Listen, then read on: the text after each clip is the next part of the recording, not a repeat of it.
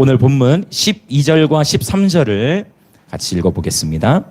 지난주 우리 가나 혼인잔치, 2주 전이었죠? 가나 혼인잔치를 통해서 물돈 하인들의 기적을 봤습니다. 자, 12절과 13절 같이 한 목소리를 읽겠습니다. 시작. 그 후에 예수께서 그 어머니와 형제들과 제자들과 함께 가버나움으로 내려가셨으나 거기에 여러 날 계시지는 아니하시니라. 유대인의 유월절이 가까운지라 예수께서 예루살렘으로 올라가셨더니. 네, 아멘. 제가 여러분 음악은 학교 다닐 때부터 좋아했고 잘했지만 미술은 못했습니다. 잠깐 제가 그림을 살짝 그릴 건데 똑같지는 않습니다. 그건 이해하고 대략 어느 정도 위치인지 그런 것만 여러분 파악을 하시면 돼요. 여러분은 더 예쁘게 그리세요. 자, 이제 뭘 그리려고 하냐면, 자, 이렇게 해가지고 사람 아니에요. 네. 여기 이제 갈릴리 호수. 갈릴리 호수고 여기는 요단강. 여기는 어디일까요? 여기는 사해라고 합니다. 왜 사해냐면 원래는 염해인데 이 바다가 너무 짜. 너무 짜고 염분이 굉장히 너무 염분이 많아서 어떤 생물도 살 수가 없어요. 그래가지고 이 바다를 사해라고 칭했습니다. 근데 이제 우리 그 도로 제가 설명을 드렸었는데, 네. 자, 요 윗지방, 요 지방이 어디일까요? 갈릴리도입니다. 갈릴리. 그다음에 여기는 또 이제 또 잘라가지고 여기는 어디일까요? 네, 여기가 이제 사마리아. 그다음에 여기는 이제 유대. 네, 유다라고도 하죠. 그래서 예루살렘 한 요 정도. 여기 예루살렘. 네, 그래서 자, 우리 지금 12절 13절을 봤는데요. 자, 가나, 그리고 여기 나사렛, 그다음에 여기 가버나움. 그래서 이렇게 뭉쳐 있었어요. 자, 그래서 이제 요거를 대략 그냥 갈릴리, 사마리아, 유대가 어느 위치인가 요것만 기억을 하셔도 이제 신약 성경에서 예수님이 어디 가셨다 하면은 조금 정리가 되실 거예요. 네. 그래서 이스라엘은 실제로 보면 이 남북으로 길이가 길어요. 남북으로. 네, 남북으로는 약 한 470km 정도 된다고 합니다. 그러니까 남북으로는 꽤 길이가 길죠? 네. 그래서 동서로는 약 130km. 남북으로가 길이가 길어요. 그래서 우리 면적으로는 굉장히 작다고 그랬어요. 네, 면적으로는 우리나라의 한 5분의 1 정도 되는 작은 면적이에요. 자, 그래서 오늘 뭐 이 12절 13절을 보면은요. 자, 가버나움으로 내려가셨다가 또 6월절이 가까우니까 예수님께서 예루살렘으로 올라가셨더라. 가버나움에서 예루살렘 올라가셨더라. 이 내려가셨더라고 해야 되지 않나? 왜 올라가셨더라고 표현을 했느냐? 고대 여기 지형적으로 보면은요. 예루살렘이 해발 약 800m 정도로 고대는 굉장히 높은 위치에 거하는 도시로 알려져 있었어요. 그러니까 요 가버나움에서부터 예루살렘으로 올라간 거예요. 네, 그렇게 하시면 됩니다. 네, 올라간 거예요. 또 수도이기도 하고요. 그래서 예루살렘으로 올라갔더라라는 표현을 한 것을 볼 수가 있습니다. 자, 그러면 이제 이 지도를 좀 기억해 놓으시면 우리 사복음서를 볼 때마다 더 아주 편하실 거고요. 자, 13절에 보니까 유대인의 유월절이 가까운지라라고 표현을 했어요. 이 요한복음이 굉장히 중요한 것은 뭐냐면 요한복음 2장 13절 오늘 본문, 그 다음에 6장 4절, 그리고 11장 55절에 유월절의 사이클이 나와요. 그러니까 유월절을 몇 번 언급하고 있냐면 3번 언급하고 있어요. 유월절은 몇 년에 한 번 반복돼요? 헷갈리시면 안 돼요. 질문을 이렇게 해도. 6월절은 1년에 한 번 반복돼요. 근데 6월절이 지금 3번 언급된다는 건 뭐냐면 3년이 돌아간 거예요. 그래서 예수님의 공생애가 3년이구나라고 알 수 있었던 것이 바로 이 6월절의 절기를 토대로. 왜냐하면 예수님께서 사복음서 가운데에 내가 공생애를 몇 년 했다 이런 표현이 있어요, 없어요? 없어요. 이 6월절의 횟수가 3번 반복되는 것을 통해서 예수님께서 3년 정도 공생애 하셨구나. 이렇게 이제 저희가 알 수 있게 되는 것입니다. 그래서 절기가 굉장히 중요해요. 근데 특별히 예수님께서 예루살렘으로 올라가셨더라라고 했는데 이 유대인들은 1년에 3차례는 무조건 예루살렘으로 가야만 했습니다. 자, 여호와의 7대 절기가 있죠? 그 7대 절기 중에 3번의 절기 무조건 예루살렘 올라가야 돼. 어떤 절기냐면 유월절. 그리고 큰 절기 뭐가 있을까요? 오순절. 또 하나 큰 절기? 초막절. 이 세 번의 절기는 무조건 예루살렘으로 올라갔습니다.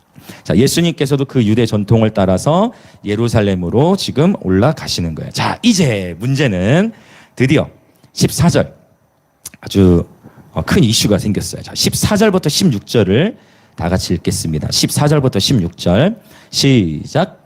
성전 안에서 소와 양과 비둘기 파는 사람들과 돈 바꾸는 사람들이 앉아 있는 것을 보시고 노끈으로 채찍을 만드사 양이나 소를 다 성전에서 내쫓으시고 돈 바꾸는 사람들의 돈을 쏟으시며 상을 엎으시고 비둘기 파는 사람들에게 이르시되 이것을 여기서 가져가라.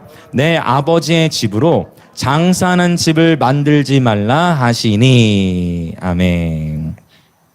예수님의 보통 성경의 다른 본문들에서는 나의 마음은 온유하고 겸손하니까 나를 배우라고 했단 말이에요. 그런데 지금 이 본문에서는 약간 온유하시지 않은 것 같은 느낌이에요. 왜냐하면 지금 뭘 만드셨어요? 노끈으로 채찍을 만드셨어요. 여기서 이 채찍은 우리가 상상하는 막 무시무시한 막 갈고리 달린 뭐 그 무시무시한 살인 무기로서가 아니고 짐승들을 이렇게 치는 그러한 채찍을 의미합니다. 그래서 채찍을 만드셔서 양이나 소를 다 성전에 내쫓으셨는데, 자, 성전 안에서 두 부류의 사람이 지금 있었던 거예요. 첫 번째, 소와 양, 비둘기 파는 사람들. 그리고 또 어떤 부류? 또 돈 바꾸는 사람들이 있었던 거예요. 자, 그러면 이제 생각해 보는 거예요. 자, 이 예루살렘으로 6월절이 되면 이스라엘 전역에 흩어져 있던 사람들이 이 6월절 기간에 예루살렘으로 온단 말이에요. 그 와서 뭐 해요? 제사를 드려야 되는데, 자, 갈릴리나 사마리아보다 좀 위에 있는 갈릴리, 가나, 그 위에 있는 사람들은 예루살렘으로 6월절에 여행을 할 때 수백 킬로미터를 여행해야 되는 거야. 근데 재물을 저기 가나, 나사렛에 사는 사람들은 양을 끌고 가요. 그럼 몇백 킬로를 예루살렘까지 데리고 와야 되는 거야. 그러니까 너무 좀 힘들게 느껴지니까 처음에는 좋은 의도로 예루살렘에서 이 절기 때마다 이 짐승들을 판매하기 시작했던 거예요. 근데 이게 변질된 거야. 어떻게 변질이 되느냐? 일단 기도하기가 너무 힘들어. 자, 그러면 소가 어떻게 웁니까? 소. 무 하죠. 양은요? 양은 제가 자주 했죠. 양? 매 한다고. 비둘기는 구구구구구. 자, 구구구 하는 거예요. 자, 그렇죠? 자, 그러면 이제 생각해 보세요. 자, 성전에서 뭐 해야 돼요? 기도 하나님과 교제해야 되잖아요. 근데 절기 때 어마어마하게 많은 소와 양과 비둘기들이 동시에 합창을 하는 거야. 어디 안에서? 성전 안에서. 기도해야 되는데, 하나님과 교제해야 되는데. 자, 이쪽은 소 하시고, 이쪽은 매 해주시고, 뒤에 우리 어르신들께서는 9999 한번 해주시면, 자, 동시에 한번 해보는 거예요. 자, 동시에 한번 해보겠습니다. 자, 준비, 시작!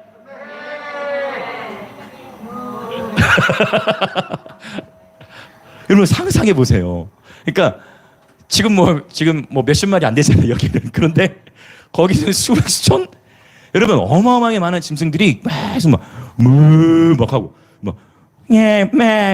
막 하고, 그러면 다양하게 막 울었을 거 아니에요. 뭐 구구구구 하고. 그러니까 기도를 하려고 해도 기도에 집중이 돼야 안 돼. 기도에 집중할 수가 없는 그러한 상황이 이 절기 가운데 막 벌어지는 거예요. 근데 이제 문제는 뭐냐면 이 사람들이 오늘날하고 참 굉장히 비슷해. 짐승을 판매할 때 싸게 팔았을까요? 비싸게 팔았을까요? 비싸게 팔죠. 거기서부터 문제가 생기는 거예요. 그러니까 예수님께서 다시 꾸짖으신 가장 큰 이유는 뭐냐면 탐심이었어요. 탐심. 여러분 사람의 마음이 그쵸. 우리가 장사를 한다 하면 와, 수많은 사람들이 내가 갖고 있는 이 짐승들 다 살려고 하네? 그러면 당연히 싸게 팔려고 하겠어요? 비싸게 팔려고 하겠어요? 비싸게 팔려고 하겠죠. 무조건 살 테니까. 그래서 이러한 탐심을 주님이 경계하신 거예요. 그리고 아버지의 집이라는 표현을 하는데, 자, 우리 좀 더 봅시다. 자, 그러면 일단 돈 바꾸는 자들도 있었다고 했어요. 돈 바꾸는 자들. 환전상이라고 하죠. 여러분 오늘날하고 굉장히 비슷해요. 오늘날에도 우리가 여행을 할 때 반드시 그 여행하기 전에 뭐 합니까? 그 나라의 화폐를 바꿔요. 화폐를 또 바꿀 때도 뭐를 내요? 수수료를 내죠. 똑같아. 몇천 년 전인데, 2000년 전인데 똑같아. 이 당시에도 다양한 화폐가 통용이 됐어요. 이 당시에 더 많은 화폐, 오늘보다 더, 자, 로마 화폐가 있었고, 헬라의 화폐가 있었고, 두로와 시돈이 쓰는 동전도 있었고, 이 이스라엘 사람들이 쓰는 건 이제 세겔이라고 했어요. 이런 다양한 화폐들이 있었는데, 자, 지금 예루살렘에서 제사를 드리니까 그러면은 이 유대 제사장들이 어떤 화폐만 취급을 했을까요? 세겔만, 이스라엘 화폐만. 그래서 로마 화폐나 두로나 시돈의 어떤 동전들을 가지고 있는 사람들은 뭘로 바꾸게 해요?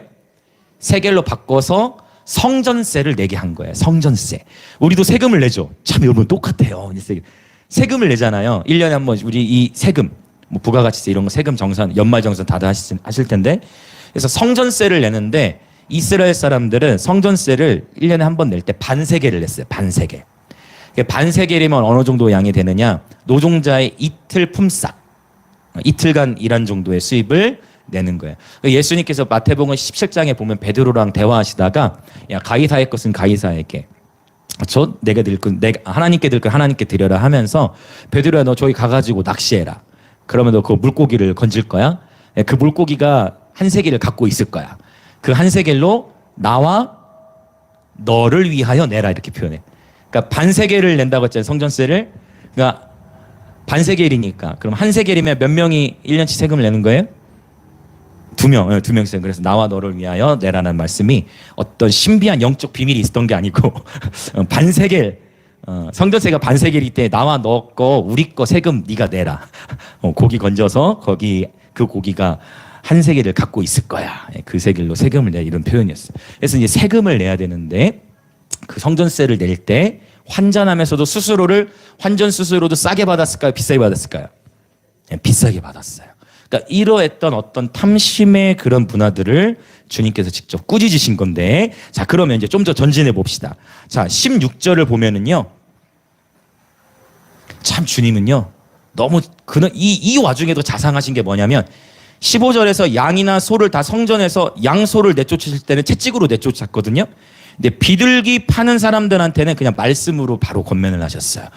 여러분, 양소, 비둘기, 왜 재물의 종류가 달랐을까요? 그거예요. 그게 주님의 마음이에요. 여유가 되는 사람은 양이나 소로 드려요. 근데 재정적으로 좀 여유가 없는 사람은 뭘로 제사를 드릴 수가 있었어요? 비둘기로. 이게 주님의 마음이에요. 할렐루야. 그래서 좀 여유 있는 사람은 더 주님께 여유 있게 드리면 되고, 내가 조금 많이 부족하다 그러면 내가 있는 만큼, 하나님 내게 주신 만큼 하나님께 예물을 드리는 거. 할렐루야. 이걸 주님이 원하는, 주님의 마음이 여기도 나타나 있어. 비둘기 파는 사람들한테는 바로 말씀으로 권면하십니다. 자, 이것을 여기서 가져가라라고 하면서 내 아버지의 집으로 장사하는 집을 만들지 말라 하시니, 자, 오늘 성전에 대한 이야기를 하려고 합니다. 자, 일단 성전은, 오늘 예수님께서 성전을 지금 깨끗게 하시기를 원하시는데, 성전으로 무엇을 만들지 말라고 했냐면 장사하는 집. 성전을 장사하는 집으로 만들지 말라는 거예요. 근데 이 표현을 마태복음, 마가복음, 누가복음에서는 장사하는 집이라고 하지 않고 뭐라고 표현하냐면, 동일하게 마태, 마가, 누가에서는 강도의 소굴로 만들지 말라라고 마태복음 21장, 또 마가복음 11장, 누가복음 19장에 이렇게 표현했어요. 성전은 장사하는 집이 아니야, 강도의 소굴이 아니야라고 주님께서 말씀하십니다. 자, 그러면서 성전을 어떻게 정의하냐면, 오늘 요한복음 2장 본문에서는 성전을 뭐라고 표현했어요? 성전은 아버지의 집이다라고 먼저 표현했어요. 내 아버지의 집이다라고 표현하셨어요. 그래서 잠시 후에 또 성전은 교회임을 또 살펴볼 건데, 그래서 교회는 한번 우리 따라해 보실까요? 교회는 아버지의 집이다. 아멘. 성전을 표현할 때 하나님의 집이라고 표현하지 않고 아버지의 집이라고 표현을 했어요. 하나님은 창조주이자 신으로서 느껴진다면 아버지라는 표현은 아주 친밀한 단어이죠. 그래서 이 표현이 여러분 정말 너무 좋은 거예요. 우리 창조주 하나님은 저와 여러분의 친밀한 아버지가 되십니다. 할렐루야. 저는 사실 저도 아마 이 자리에도 그런 분들 꽤 계실 거라 생각하는데, 사실 어렸을 때 이제 그 아버지의 사랑의 부재 가운데서 자랐다 보니까 사실은 하나님을 이렇게 이 어른들 제가 어렸을 때 이제 하나님을 아버지라고 막 부르고 기도하시는 모습을 봐도 내게는 아무 감흥이 없는 거야. 그러니까 이해되십니까? 내 육신의 아버지로부터 아버지의 실제 사랑을 많이 못 받고 자라다 보니까 하나님을 아버지라고 부르는데 아버지에 대한 상처가 있다 보니까 하나님 아버지라는 표현이 제 마음에 이렇게 안 와닿게 되는 것이죠. 어떤 의미인지 이해되시죠? 그런데 이 하나님 아버지라는 표현이 처음에 와닿지 않았지만 제가 어떻게 하나님을 아버지로서 알아가게 됐냐면 바로 교회를 통해서예요. 할렐루야. 교회 부르심이 뭐다고요? 교회는 아버지의 집이에요. 그게 뭐냐면 여러분 교회는 하나님 아버지의 사랑이 가득한 곳이 되어야 합니다. 할렐루야. 저와 여러분이 영적으로 아비 어미가 돼야 돼요. 내가 육신으로 낳은 자녀뿐만 아니라 교회 안에 하나님 허락하신 이 토끼 같은 자녀들 교회 안에 허락하신 다음 세대들을 우리가 함께 아비가 되고 함께 어미가 되어주는 거예요. 할렐루야. 우리가 함께 이 세대를 보호하고 우리가 함께 이 세대를 세워가고 우리가 함께 이 세대를 세워가고 지켜주고 이 세대를 품고 기도하며 나아가는 것입니다. 교회를 통해서 아버지의 사랑을 자녀 세대들이 누릴 수 있어야 합니다. 할렐루야. 교회는 안전한 곳이 되어야 합니다. 다음 세대들이 마음껏 무엇이든지 하더라도 용납되고 품을 수 있는 그러한 교회, 바로 아버지의 집이 되어야 하는 것입니다. 교회에 가니까 먹을 것을 많이 주더라고요. 교회 가니까 배고프지 않더라고. 집에 있으면 배고팠는데. 그랬을 때 집에 있을 땐 배고픈데 교회 가면 먹을 거를 많이 줘. 너무 좋아. 그리고 또 교회 가면 뭐가 좋아요? 자, 하경이 교회 오면 뭐가 좋아요? 주일학 예배 때는 하부루타를 합니다. 저희가 토론을. 교회 오면 뭐가 좋아요? 교회 오면은 자 먹을 것도 있지만은 교회 오면은요 나를 친구들도 있고 교회 오면은 칭찬해줘요. 교회 오면 격려해줘요. 교회 오면 잘하는 거 없는 것 같은데 왜 잘한다고 해줘. 저를 얘기하는 거예요. 저를. 교회 오면 격려해줘. 세상은요? 세상은 손가락질하고 세상은 비난하고 헐뜯고 정죄하고 세상은 끊임없이 기회주의적이고 세상은 사람을 사람으로서의 존중하는 것이 아니라 돈의 가치로 보는 사람도 있고 세상에서의 관계는 저마다의 목적인 근데 교회는 아니더라고. 내가 잘하는 게 없는데 잘한다 하더라고. 할렐루야. 교회는 여러분 아버지의 집이어야 됩니다. 할렐루야. 세상이 줄 수 없는 거예요. 세상은 아버지의 집이 될 수가 없어. 오직 교회만이 아버지의 집의 부르심을 감당할 수 있습니다. 할렐루야. 그래서 저처럼 이렇게 그 사랑의 부재 가운데 자랐던 이러한 무익한 자가 이렇게 말씀을 전할 수 있게 된 것도 바로 성전, 하나님의 교회를 통하여 제가 회복되어진 것입니다. 할렐루야. 할렐루야. 지금은 저희 아버지와도 관계가 너무 좋은 거 아시죠? 네, 너무 좋습니다. 저희 아버지와도 관계가 너무 좋아요. 하나님께서 결국 풀어주신 거죠. 할렐루야. 네, 시간이 필요했지만 중요한 것은 교회가 바로 아버지의 집으로서의 역할을 해야 되는 것입니다. 우리 주변에 계신 분이 한번 우리 그렇게 한번 권면했으면 좋겠습니다. 우리가 영적 아비와 어미가 됩시다. 아멘. 할렐루야. 그래서 여러분 여기는 연습이 필요해요. 네, 연습이 필요해요. 아버지를 정말 왜냐하면 그냥 육신의 아버지의 모습이 아니라 하나님 아버지의 성품을 저와 여러분을 통해 나타내야 되니까 할렐루야. 하나님 아버지의 성품. 하나님 아버지는 인자하시고 자비하시고 선하시고 할렐루야. 끊임없이 우리 다음 세대들 가운데 이런 선하신 하나님 아버지의 형상을 저와 여러분을 통해 나타내야 하는 것입니다. 여러분 긍휼이 심판을 이깁니다. 야고보서 2장 13절 한번 선포할까요? 긍휼이 심판을 이깁니다. 네, 지난 목요일에도 이 말씀을 이 시즌에 이런 얘기를 많이 하게 하시는 것 같아요. 지난 목요일에도 이런 얘기를 나눴는데 여러분 정죄는 사람을 변화시키지 못해요. 정죄는 오히려 사람의 마음의 문을 닫아버리게 만들어요. 우리를 변화시킬 수 있는 것은 하나님 아버지의 사랑입니다. 할렐루야. 하나님 아버지의 크신 사랑이 부어질 때 비로소 저와 여러분의 삶, 우리 자녀 세대의 삶이 변화될 수 있는 것입니다. 아멘 아멘. 그래서 끊임없이 저와 여러분으로부터 먼저 우리가 하나님의 사랑을 많이 받고 저와 여러분으로부터 다음 세대 가운데로 하나님의 사랑이 흘러가야 하는 것입니다. 아멘. 우리 아비 어미 되는 연습을 계속 하십시다. 네, 아멘.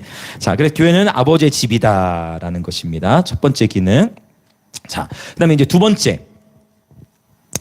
자, 교회는 어떤 곳인가를 봤을 때, 자, 우리 이 마태복음, 마가복음, 누가복음에서는 내 아버지의 집을 강도의 소굴로 만들지 말라라고 표현했다고 했는데, 흥미롭게도 자, 우리 마태복음 21장, 마가복음 11장, 누가복음 19장을 보면 성전을 향해서 뭐라고 또 표현을 하고 있냐면 마태복음하고 누가복음에서는 기도하는 집으로 표현해. 그런데 마가복음 11장에서는 하나를 더 붙였어요. 만민이라는 단어를 더 붙였어요. 만민이 기도하는 집. 그래서 교회는 아버지의 집이 되어야 하고 교회는 만민이 기도하는 집이 되어야 합니다. 할렐루야. 이것이 교회의 가장 핵심적인 기능인 것을 우리가 알 수 있습니다. 만민이 기도하는 집이라는 표현이 어디에 나오냐면 이사야서에 나와요. 이 본문 한번 읽어보겠습니다. 이사야서 56장, 이사야 56장 7절. 이사야 구약성경 1036페이지. 구약성경 1036페이지. 이사야 56장 7절.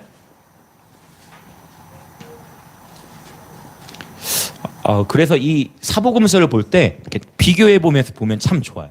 마태복음이나 누가복음은 그냥 기도하는 집이다 했는데 마가복음은 만민이 기도하는 집이다 표현했거든요. 자, 이사야 56장 7절의 말씀을 인용한 거예요. 예수님께서. 자, 말씀 같이 우리 한번 선포해 볼까요? 구약성경 1037페이지. 자, 읽겠습니다. 시작. 내가 곧 그들을 나의 성산으로 인도하여 기도하는 내 집에서 그들을 기쁘게 할 것이며 그들의 번제와 희생을 나의 제단에서 기꺼이 받게 되리니 이는 내 집은 만민이 기도하는 집이라 일컬음이 될 것임이라. 아멘. 예수님께서 직접 이 땅에 오셔가지고 구약성경의 많은 말씀을 직접 인용하셔서 이게 지금 나를 향해 성취되고 있는 말씀이다라고 하면서 말씀하신 건데, 자, 만민이 기도하는 집이라고 했잖아요. 그런데 이 만민이에 해당하는 단어가 여기서 사실 히브리어로 보면은요, 레라는 전치사를 쓰는데 이 전치사는 어떤 의미가 있냐면 무엇을 위하여예요. 그래서 원래 만민이, 그러니까 우리가 만민이 기도하는 집이다 하면 어떤 의미가 되냐면 교회가 일단 커야 돼. 이런 구조로 가게 돼. 근데 원래는 어떤 의미다고요? 만민, 그렇죠. 만민을 위하여 기도하는 집 또는 만민을 향하여 기도하는 집이 되는 거예요. 이것이 사실은 원래 히브리어 속에 담겨있는 말씀의 의미예요. 그래서 교회는 만민은 뭐예요? 만민. 네, 온 세계와 열방. 그렇죠? 모든 나라를. 그래서 교회는 기도하는 부르심이 있는데 교회는 만민을 위하여 기도하는 부르심이 있습니다. 할렐루야.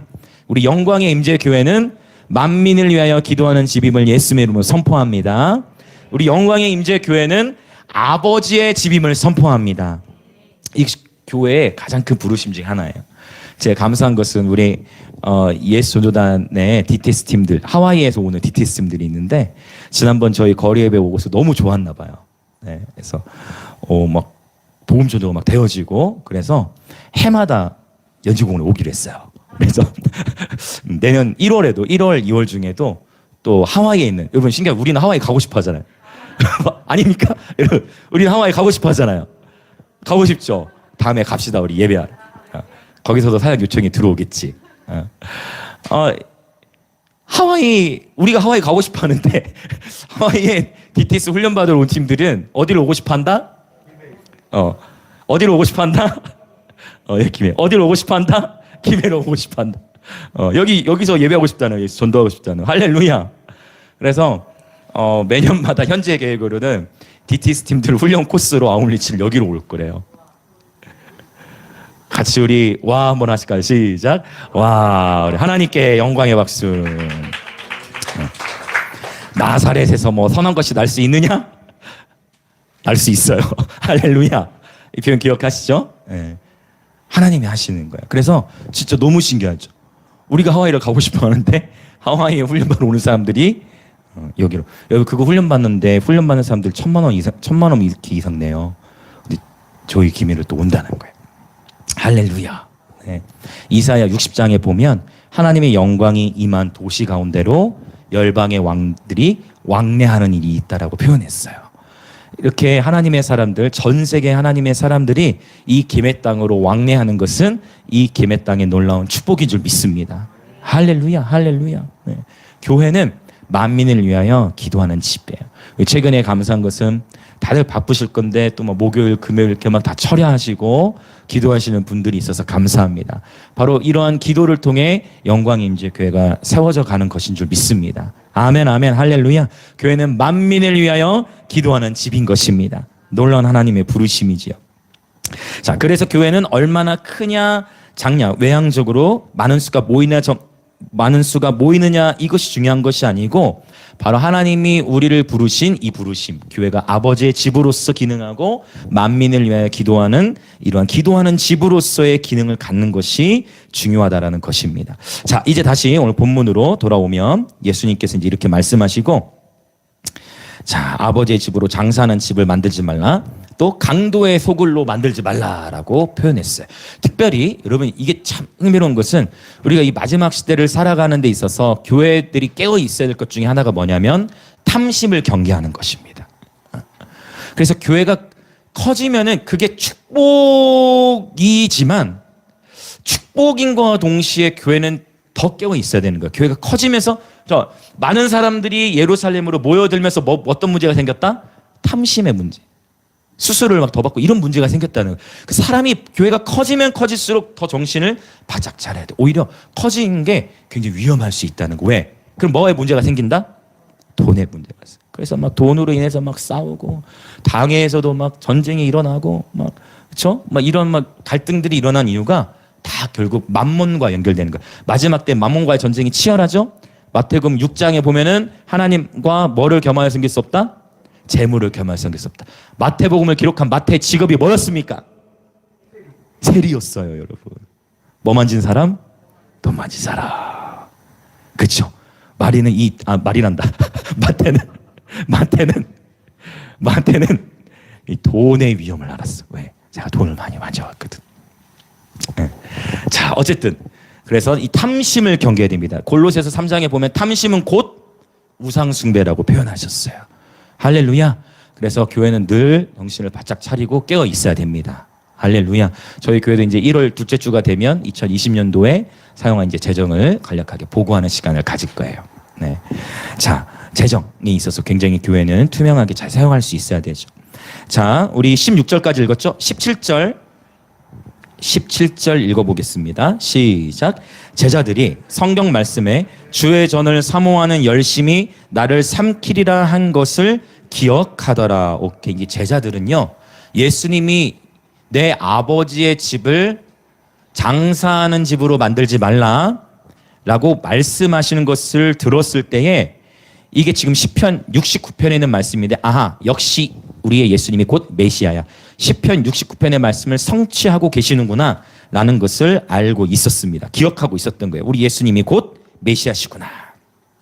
예수님께서 메시아이시니까 성전의 영적 분위기를 완전히 새롭게 하시는구나 라는 것을 제자들은 알 수 있었어요. 그런데 유대인들은 다르게 반응하죠. 18절 읽겠습니다. 시작. 이에 유대인들이 대답하여 예수께 말하기를 내가 이런 일을 행하니 무슨 표적을 우리에게 보이겠느냐라고 표적을 구하고 있습니다. 그러니까 지금 제자들은 예수님께서 하신 말씀이 너무나 달콤해요. 그래서 너무 좋아요. 야, 드디어 우리 예수님께서 막 본격적으로 막 이제 이 땅을 새롭게 하시겠구나.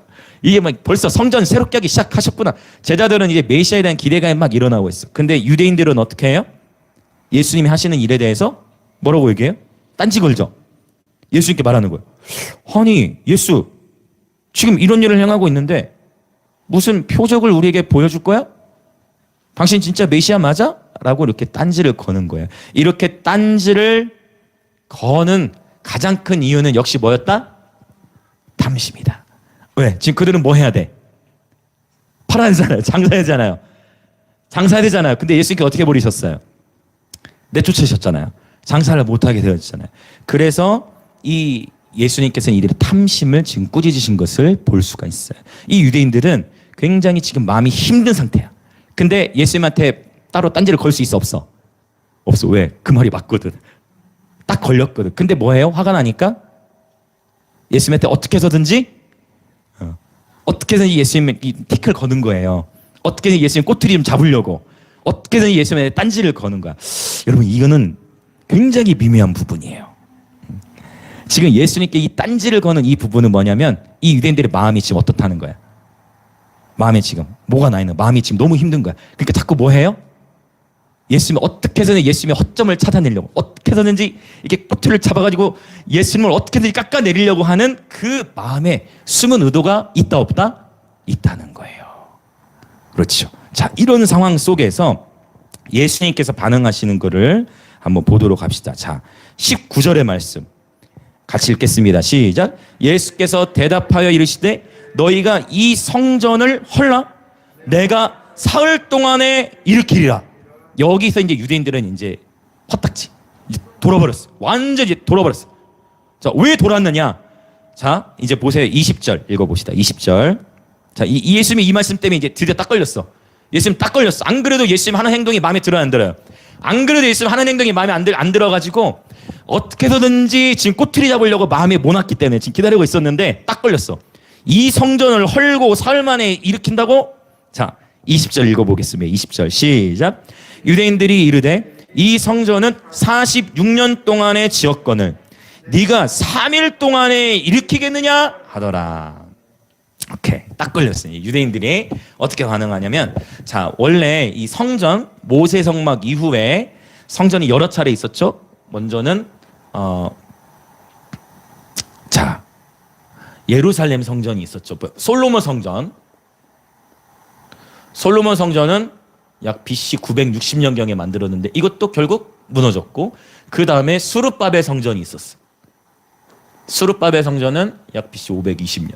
그 다음에 지금 여기 이 1세기에 말하는 성전은 뭐냐면 헤롯 성전이에요. AD 1세기. 헤롯이 유대 땅을 통치했는데, 그러면 왜 성전을 짓는데 46년이나 걸렸을까요?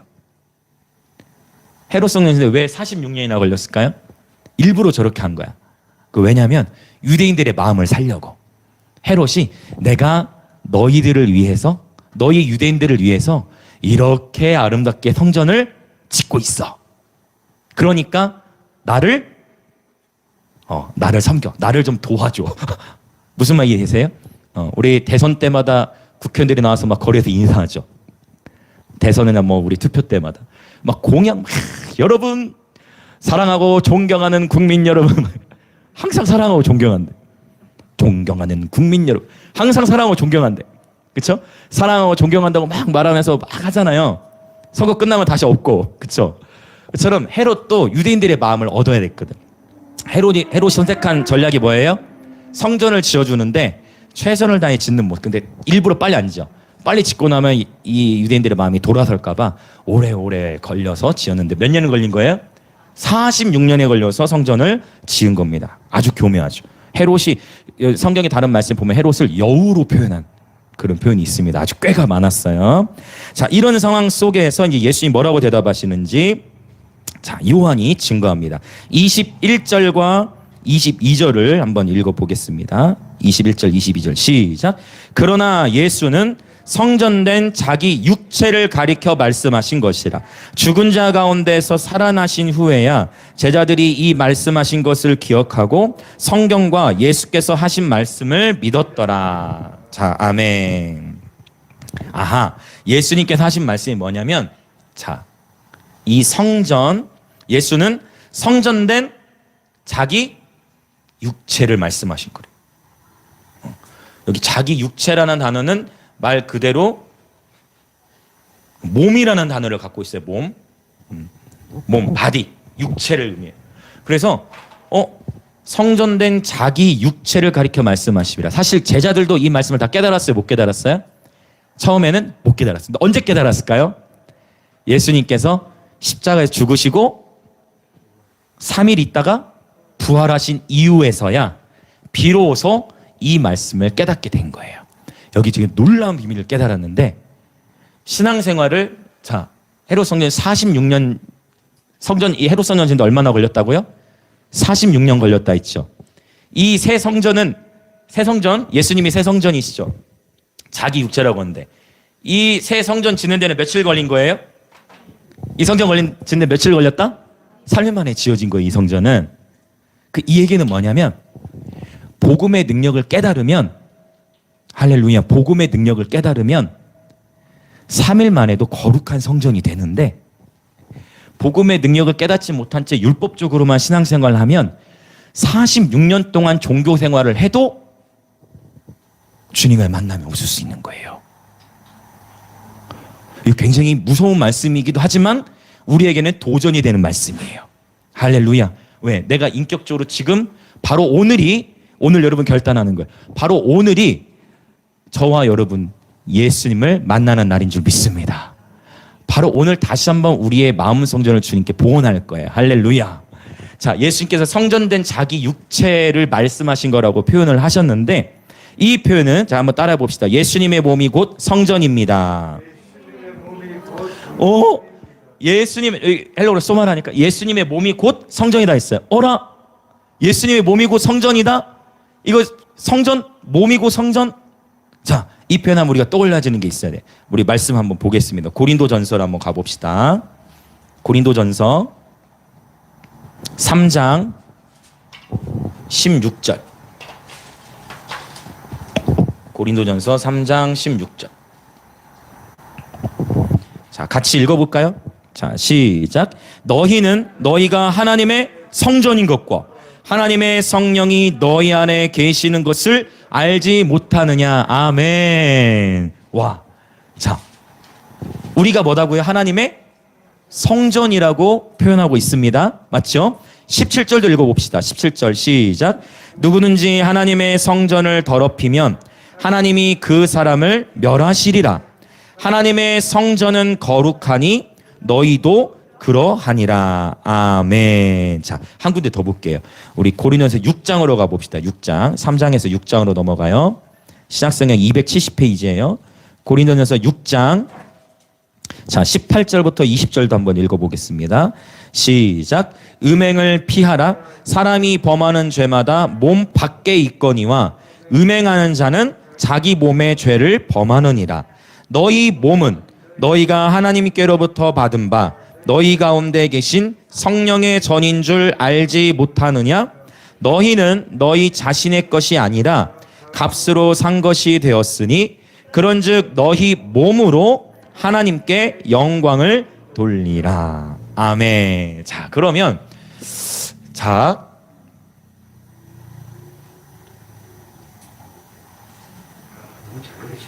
괜찮나요?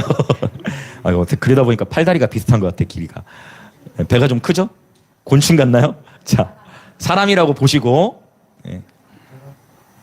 사람이라고 생각하시고, 자, 에베소서 1장에 보면 예수님이 교회의 머리는 누구다? 예수님. 맞죠? 예수님이 교회 머리라고 비유하셨어요. 교회는 예수님의 몸.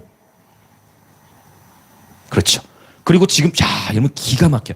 지금 고린도전서 말씀 우리 보고 있잖아요. 각 사람에게 주신 은사들이 다 다르다고 했는데 손의 기능 하는 사람, 발의 기능 하는 사람, 그렇죠? 발 중에서도 발가락의 기능한 사람 다 각양각색 지체들이 다 필요하다고 했어요. 이 전체가 다 뭐다? 교회예요. 몸이. 그런데 보세요. 머리는 누구시다? 예수님이신 거예요. 그래서 에베소서 4장에 보면 온전한 사람을 이루라고 표현해요. 그 얘기는 뭐냐면 우리가 머리이신 예수님께 붙어 있어야만 해. 머리이신 예수님께 붙어 있으면 자연적으로 생명이 흘러요. 여러분 조금 잔인할 수 있지만 좀 잔인할 수 있어요. 머리하고 몸하고 끊어져 있으면 심장이 어디 있어요? 심장이 여기 있잖아요. 근데 머리하고 몸하고 떨어져 있으면 심장이 들 수가 없어요. 맞죠? 들 수가 바로 죽게 돼요. 생명이 끊어지게 됩니다. 우리 안에 그리스도의 생명으로 늘 충만하려면 자연적으로 어디에 붙어 있어야 돼요? 머리에 붙어 있어야 돼. 그러면 머리와 몸이 붙어 있는 게 정상이죠. 아멘. 머리와 몸이 붙어 있는 게 정상이지 않습니까? 그래서 결국 신앙생활은 뭐냐면 회복이에요. 우리가 다시 접붙여져야 돼. 아멘. 붙여져야 돼. 예수님을 믿으면서 예수님께 붙어져야 돼. 그래서 이 온전한 사람, 이것이 거룩한 성전이 되는 것입니다. 할렐루야. 그래서 예수님과 우리를 분리시키지 않고 내가 주님 안에, 주님이 내 안에, 주님 내 안에, 내가 주님 안에 거하는 삶, 이것이 주님이 원하시는 삶인 줄 믿습니다. 하나님 뭐라고 말씀하시냐면 너희 몸은 값으로 산 것이었다. 너희 몸으로 하나님께 영광을 돌리라 라고 말씀하셨어요. 그래서 우리가 해야 될 일은 뭐냐면, 자, 성전된 자기 육체를 말씀하셨어요. 그러면 여러분, 이 건물 지금 이제 예수님께서 새롭게 정리시키시는 거예요. 이제 외관의 건물이 중요한 게 아니다. 이 건물의 크고 작은 게 중요한 게 아니다. 어디 성전이 중요하다는 걸 지금 말씀하시는 거예요. 어디 성전? 여기 마음 성전. 주님 말씀하신 너희가 하나님의 성전인 것을 알지 못하느냐라고 말씀하셨어요. 여러분, 우리가 곧 성전인 거예요. 자, 옆에 분들에게 인사합시다. 우리가 곧 하나님의 성전입니다. 우리가 하나님의 성전이에요. 그러면 어디를 깨끗이 해야 되겠어요? 마음을 깨끗이 해야죠. 여기를 깨끗이 해야 돼. 해충약을 먹어서 이 벌레 빼내라 그런 얘기가 아니에요, 여러분. 그런 외적인 것을 얘기, 그것도 필요하면 하셔야 되죠. 그러니까 그것이 본질적인 것이 아니라 우리의 마음 성전을 거룩하게 유지해야 된다는 것이죠. 할렐루야. 우리의 마음 성전. 왜요? 여기에 누가 거하셔야 되니까? 예수님이 거하셔야 돼. 예수님이 왕으로 거하셔야 돼. 주님이 이 마음 성전 안에 왕으로 거하셔야 되기 때문에. 할렐루야. 할렐루야. 예수님께서 새롭게 지으시겠다라고 말씀하신 성전은 바로 교회를 가리키는데, 바로 교회가 복음의 능력, 부활의 능력으로만 세워지게 되는 거예요. 교회는 여러분 어떤 조직이나 시스템으로 해가지고 기업화 될 수 있어요. 그러나 정작 중요한 것은 뭐냐면 하나님이 말씀하신 교회의 참 모습은 십자가의 능력, 부활의 능력을 경험하는 것입니다. 저와 여러분 정말 심령 안에 복음의 능력이 운행하십니까? 여러분 정말 예수 그리스도께서 나를 위해 십자가에서 죽으시고 3일 만에 부활하신 것이 믿어지십니까? 여러분 이것이 믿어질 때 우리는 예수님께 정렬되기 시작하는 것입니다. 그래서 오늘 기도할 때 다시 한번 이 기도를 할 거예요. 다시 한번 이 복음을 받아들이고 다시 예수님 나의 삶의 주인으로 초청하는 기도. 네. 누구든지 그리스도 안에 있으면 새로운 피조물이 되어지는 것입니다. 40 몇 년이라는 시간 동안, 수십 년이라는 시간 동안 교회를 다녀도 교회 건물 안에 왔다 갔다 해도 예수님을 전혀 모를 수도 있는 거예요. 그런데 단지 교회를 몇 번밖에 나오지 않았다 할지라도 단지 3일 만에 예수님이 부활하시고 새 성전을 했다라고 말씀하셨던 것처럼 우리가 예수님을 정말 우리 마음의 주인으로, 우리 삶의 주인으로 모셔드릴 때 비로소 우리 삶이 거룩한 성전으로서 기능하기 시작할 수 있는 것입니다. 할렐루야. 부활의 능력을 날마다 경험하는 저와 여러분 되기를 원합니다. 아멘, 아멘. 자, 이제 마지막 단락 나누고 함께 기도하려고 합니다. 23절부터 25절. 자, 23절부터 25절 같이 보겠습니다. 자, 같이 읽겠습니다. 시작. 6월절에 예수께서 예루살렘에 계시니 많은 사람이 그의 행하시는 표적을 보고 그의 이름을 믿었으나 예수는 그의 몸을 그들에게 의탁하지 아니하셨으니 이는 친히 모든 사람을 아심이요 또 사람에 대하여 누구의 증언도 받으실 필요가 없었으니 이는 그가 친히 사람의 속에 있는 것을 아셨음이니라. 아멘. 우리 주님은 친히 사람의 속마음을 다 아시는 분이십니다. 사람은 속일 수가 있는데 하나님을 속일 수가 없어요. 우리가 다 직장에서든 학교에서든 항상 웃고 있을 수 있지만 내 마음 안에 있는 갈등과 마음 안에 있는 번민, 이 모든 것을 아시는 분은 오직 하나님이십니다. 하나님은 사람의 속마음을 다 아시는 분이라고 했어요. 부정적인 것도 아시지만 하나님은 나다나엘을 되게 칭찬하셨죠. 무화과 나무 아래서 네가 그렇게 나를 찾고 구했던 그 삶을 알고 있단다 라고 주님 말씀하셨듯이 주님은 인간의 모든 속마음을 다 꿰뚫어 아시는 분이십니다. 주님께서 이 성전을 척결하시고 환정산들 그 다음에 짐승 제물로 드릴 짐승들 파는 자들을 내쫓으신 것은 그들의 탐심을 경계하신 것입니다. 그리고 오늘 이 24절 23, 24절 예수님이 행하시는 표적을 보고 보세요. 그의 이름을 믿은 사람의 수가 적었어요? 많았어요? 23절에 뭐라고 표현해요? 많은 사람이. 그러니까 의외로 나 예수 믿어 라고 말한 사람이 꽤 많죠. 그러나 정말 예수님의 제자가 되는 사람은 소수예요. 그 주님이 뭐라고 말씀하셨어요? 좁은 문 좁은 길. 예수를 따르는 길은 좁은 문 좁은 길이라 말씀하시는 거예요. 저는 우리 영광의 임직의 모든 지체분들에 권면합니다. 여러분, 저는 여러분이 군중이 되길 원치 않습니다. 여러분, 예수의 군중이 아니라 예수의 제자가 되시길 축복합니다. 할렐루야. 그냥 적당히의 차원이 아니라 그냥 표적을 보고 예수 행하시는 기적들을 보고 예수님을 따르는 사람은 많아요. 이 얘기는 뭐냐면 교회는 다니지만 성령으로 충만하지 않은 사람이 많다는 거죠. 교회는 다니지만 건물 안으로는 왕래하지만 예수 이름을 믿는다고 하지만 정말 예수님을 내 마음을 다해 따르는 사람은 많지 않다는 것이죠. 그 예수님은 그래서 어머 예수님 어떻게 이런 놀라운 기적을 행하셨어요? 어머 예수님 와 물을 포도주가 되게 하셨어요. 어머 우리 예수님 놀라워요. 막 죽은 사람 살려요.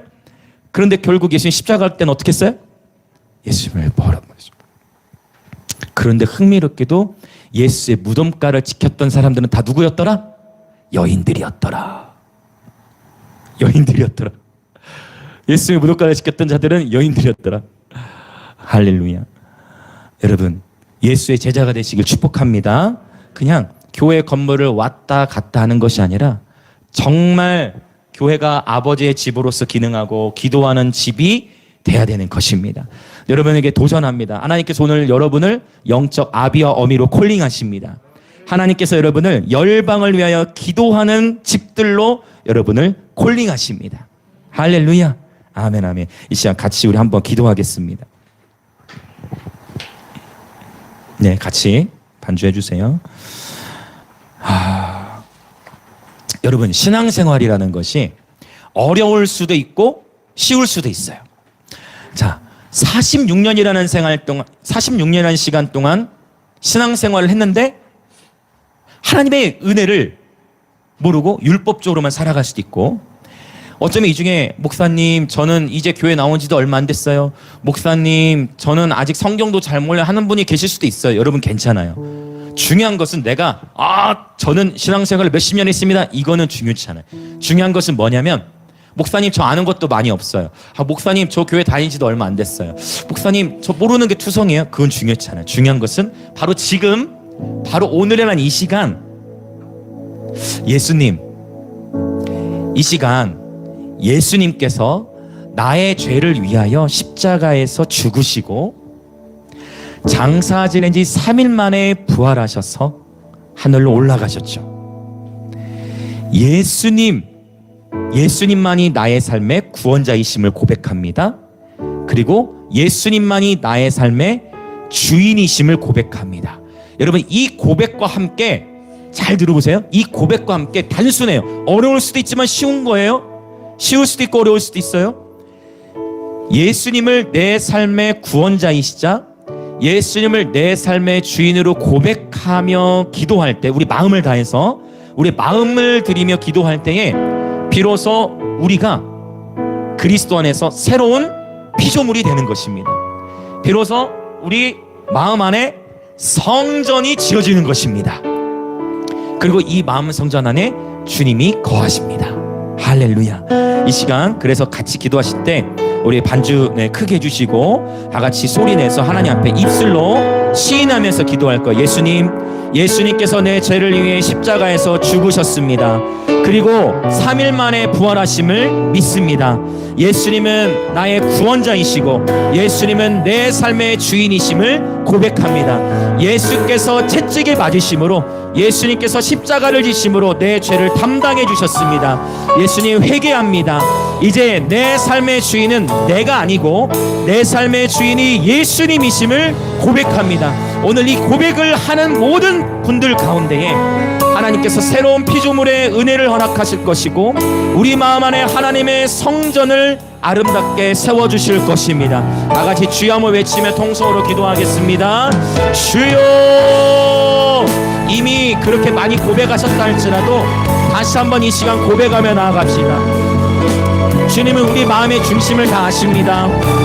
많이 몰라도 괜찮아요. 네, 아직 예수님을 믿은 지 얼마 되지 않아도 괜찮습니다. 아직 아무것도 몰라도 괜찮아요. 중요한 것은 바로 지금 우리의 마음을 하나님께 드리는 것입니다. 주님은 우리의 마음을 원하시는 거예요. 주님은 오늘 우리의 마음을 원하십니다. 주님은 오늘 저와 여러분의 마음을 받기 원하십니다. 그리고 우리가 이렇게 예수님이 나의 구원자이십니다, 예수님이 나의 주인이십니다로 고백할 때 비로소 머리이신 예수님께 우리가 붙어지는 것입니다. 여러분, 단순하게 믿음으로 반응하십시오. 믿음은 바라는 것들의 실상이 되어집니다. 믿음은 바라는 것들의 실상이 되어집니다.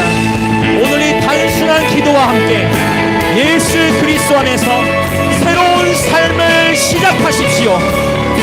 오늘 이 단순한 기도와 함께 예수 그리스도 안에서 새로운 삶을 시작하십시오.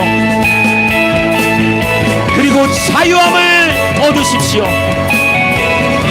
할렐루야, 할렐루야, 할렐루야. 아멘.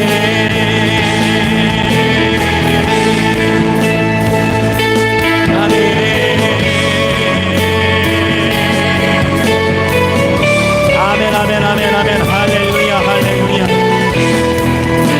할렐루야.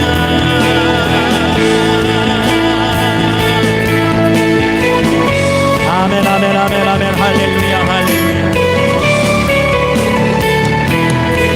아멘, 아멘, 아멘, 아멘. 할렐루야. 예수님은 나의 삶의 구원자이십니다. 예수님은 내 삶의 주인이 되십니다. 이제 내 삶의 주인은 내가 아니고 내 삶의 주인이 예수님이심을 고백합니다. 오 주님, 하나님의 말씀 속에 나타난 그 모든 기적들과 하나님 말씀 속에 나타난 그 모든 주님의 행하심의 나타남들이 오늘 나의 삶에도 나타나기를 소망합니다. 부활의 능력 가운데 살아가는 우리 인생이 되게 하여 주옵소서. 코로나를 두려워하는 마음보다 우리 하나님을 경외하는 마음이 더욱 커지게 하여 주시옵소서. 할렐루야, 할렐루야, 할렐루야.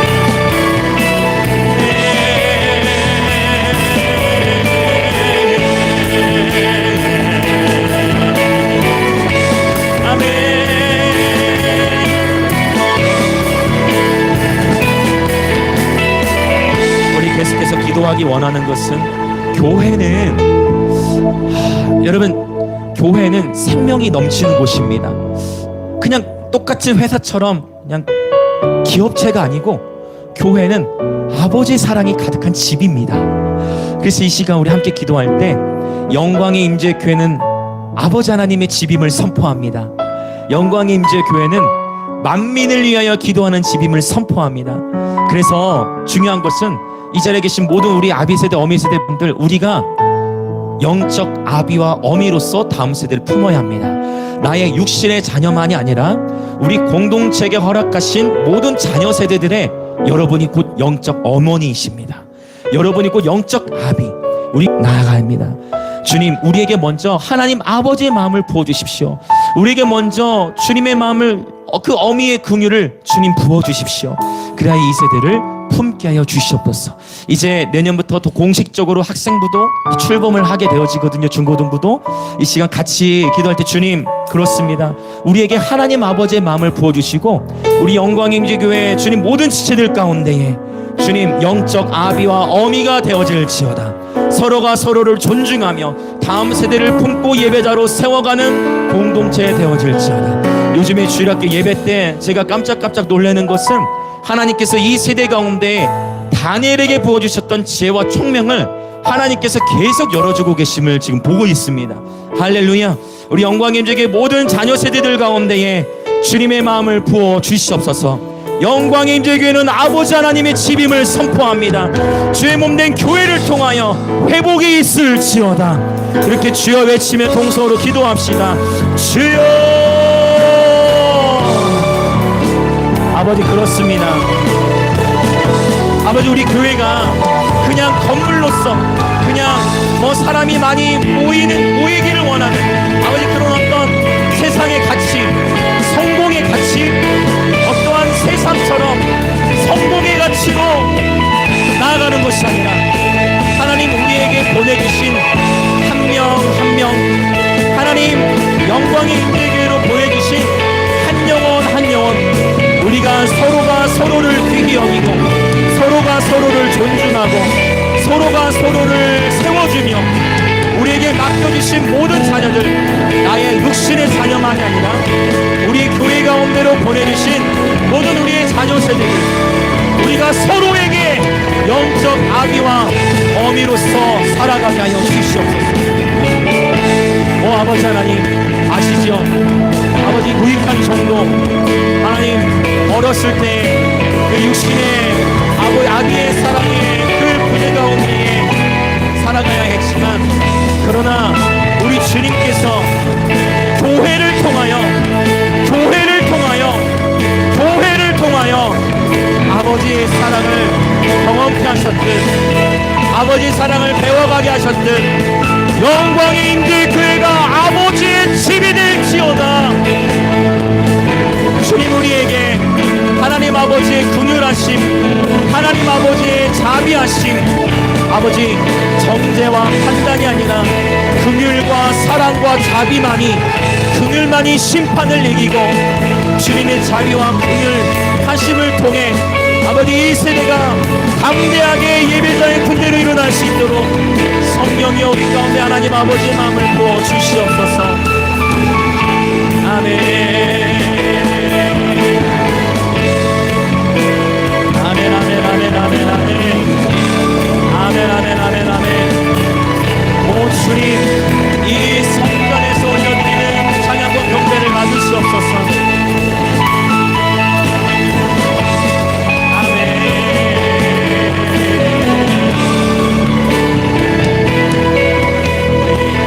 마지막으로 한 번 더 동성으로 같이 기도하기 원하는 것은, 지난 월요일에 우리 영남 지역 우리 목사님들, 사모님들 함께 경배하는 시간을 가졌는데, 여러분 이제 아시다시피 이제 외관이 굉장히 작잖아요. 그런데 오셔서 또 역시 제가 예전에 말씀드렸잖아요. 너무 작아서 이제 놀래는 그런 상황이 있을 수 있었지만, 그런데 경배가 시작되니까 손이 올라가서 손이 내려오시지 않더라고요.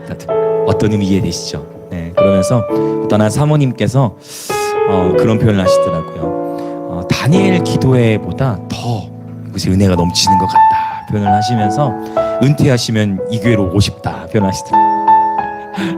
물론 그게 어떤 변화가 있을 수도 있지만, 교회가 아버지의 집으로서 기능하면서 가장 지녀야 될 것은 하나님의 임재입니다.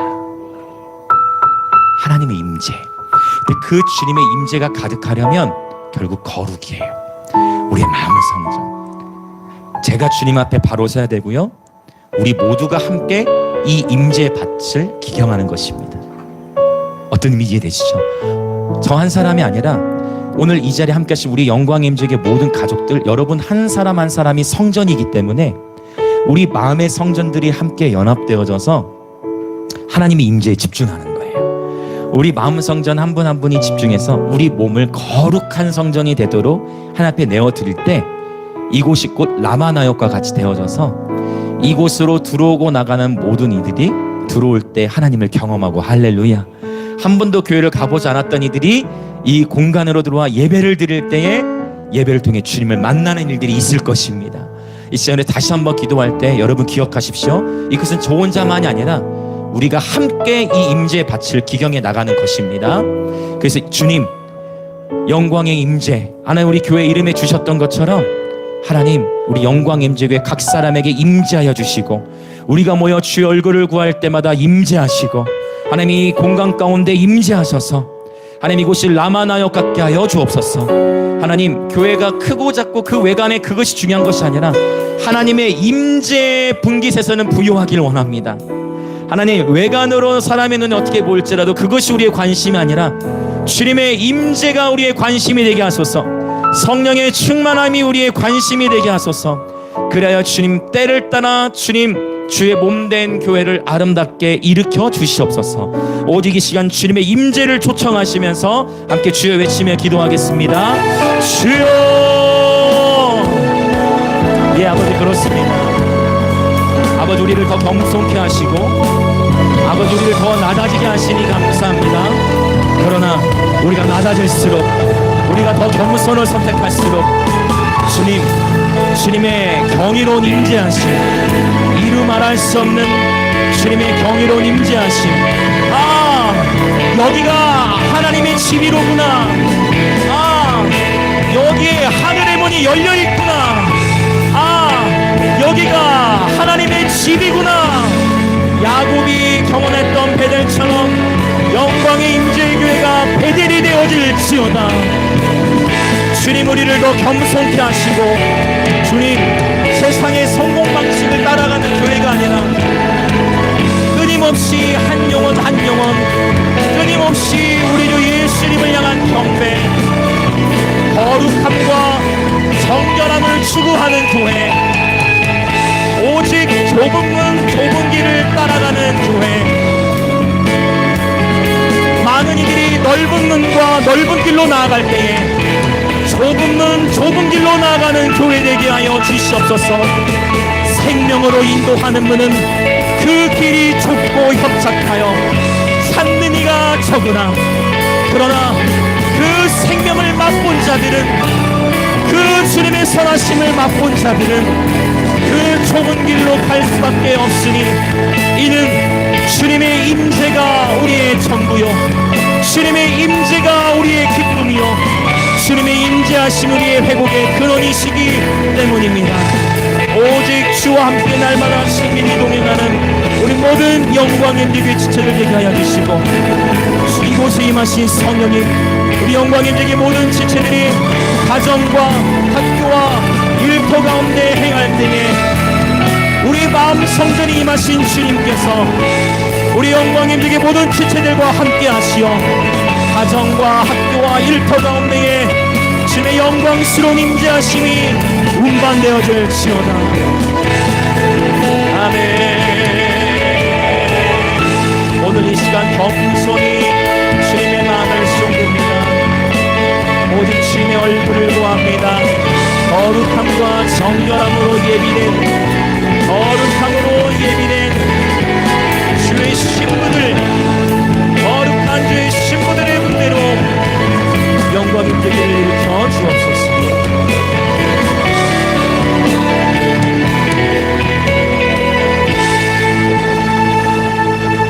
오 주님 그렇습니다. 주님은 우리 마음의 중심을 너무나 잘 아시지요.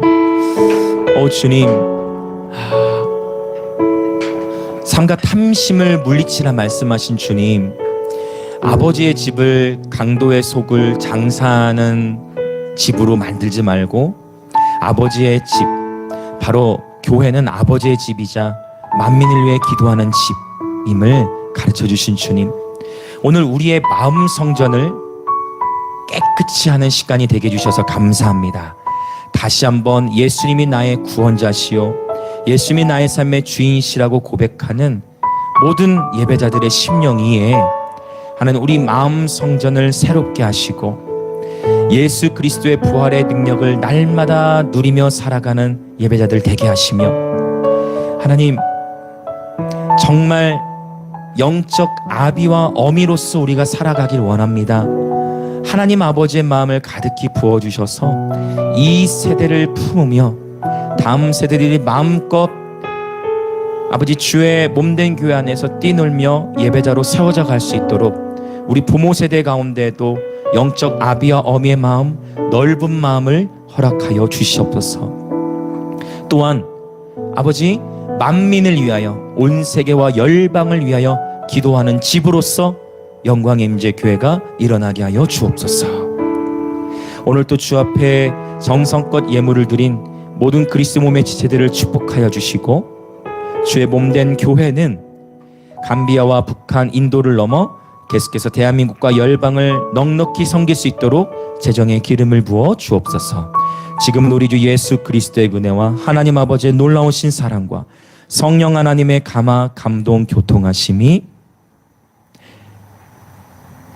영적으로 아비와 어미가 되기로 결단하고 또 만민을 위하여 기도하는 집으로서 살아가기로 결단하여 우리의 몸을 거룩하고 정결하게 관리하기로 결단하는 영광 임재교회 모든 성도들과 오늘 이 예배에 참여하는 그리스도의 몸의 모든 지체들 가운데에 지금으로부터 영원토록 함께 있을지어다.